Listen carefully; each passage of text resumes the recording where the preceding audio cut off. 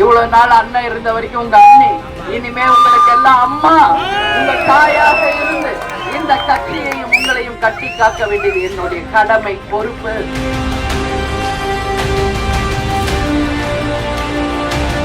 அந்த கடமையும் பொறுப்பும் இருப்பதனாலதான் சிந்திச்சு யோசிச்சு ஒரு சரியான முடிவை எடுக்கிறதுக்கு தான் நம்ம கொஞ்சம் டைம் எடுத்துக்கிட்டு இருக்கோமே ஒழிய வேற எதுவுமே கிடையாது.